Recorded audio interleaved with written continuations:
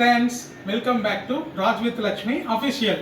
இன்னைக்கு நம்ம என்ன பார்க்க போறோம்னு பார்த்தீங்கன்னா ஹோம்மேட் கரம் மசாலா எப்படி செய்யலாம்னு வாங்க பார்க்கலாம். வீடியோக்குள்ள போகலாம். இன்னைக்கு நம்ம 50 கிராமுக்கு கரம் மசாலா பண்ண போறோம். அதுக்கு என்னென்ன தேவையான பொருட்கள்னு பார்த்துடலாமா? வாங்க.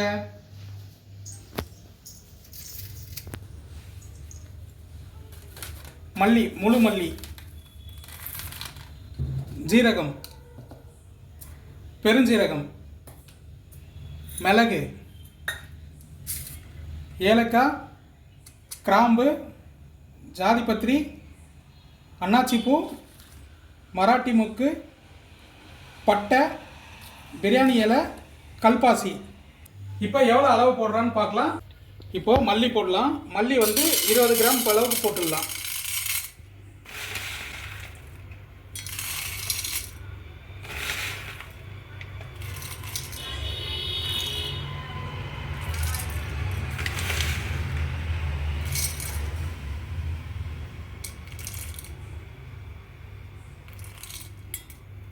மல்லி 20 கிராம் போட்டிருக்கோம்.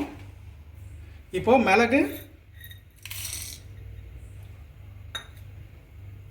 5 கிராம். இப்போ பெருஞ்சீரகம் ஒரு 5 கிராம் போட்டுக்கலாம்.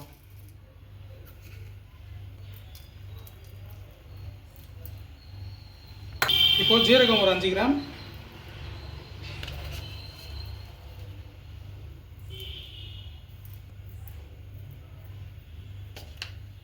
இப்போ அன்னாச்சிப்பூ, மராட்டி மொக்கு 5 கிராம். பட்டை, சுருள் பட்டை 5 கிராம். ஏலக்காய் 2 கிராம். லவங்கம், கிராம்பு 2 கிராம். ஜாதிபத்திரி சும்மா ஒரு பெரிய பூவில் ஒரு பூ போட்டுக்குங்க, 2 கிராம் வருது. அது பிரியாணி இலை வந்து ஒரு 3 இல்லைன்னா 4 இலை. கடல் பாசி சும்மா ஒரு பிஞ்சு, ஒரு 2 கையில் அடக்கமாக இருக்கிற மாதிரி போட்டுக்குங்க. இப்போ பார்த்தீங்கன்னா மொத்தமாக 57 கிராம் வருது.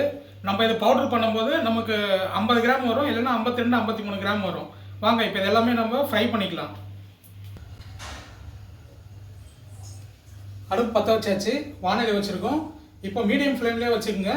இப்போ நம்ம எல்லாமே ட்ரை ரோஸ்ட் பண்ணிடலாம்.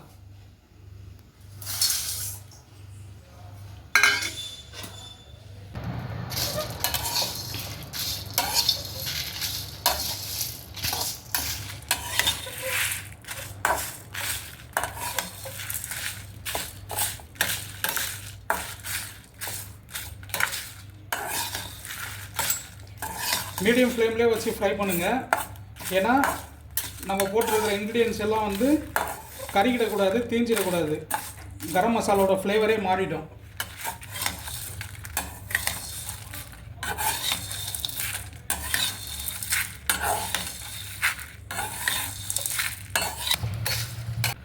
இப்போ பார்த்தீங்கன்னா நல்லா ட்ரை ரோஸ்ட் பண்ணியாச்சு.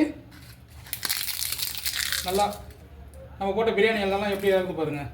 இப்போது இது கொஞ்ச நேரம் நம்ம ஆற வச்சுட்டு பவுடர் பண்ணிட்டு வந்துடலாம்.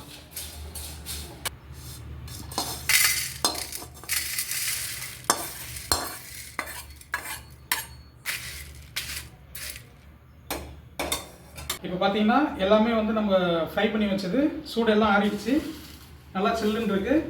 இப்போ இதை வந்து நம்ம ஜாருக்கு மாற்றிட்டு அரைச்சிட்டு எடுத்துகிட்டு வரலாம்.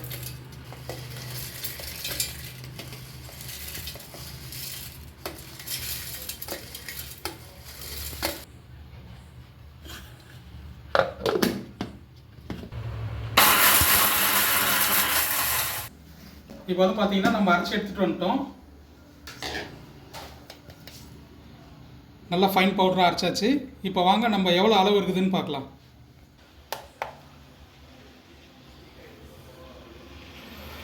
இப்போ வந்து நம்ம இந்த பாட்டிலில் போடலாம்.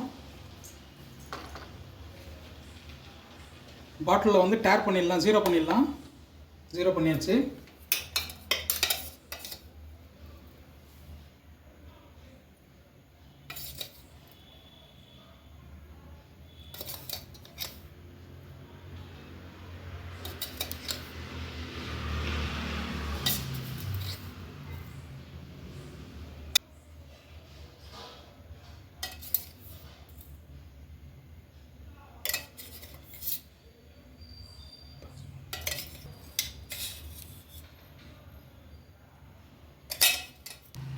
இப்போ வந்து பார்த்தீங்கன்னா நமக்கு 57 கிராம் இடம் போடும்போது இருந்தது, இப்போ 54 கிராம் நமக்கு கரம் மசாலா கிடச்சிருக்கு.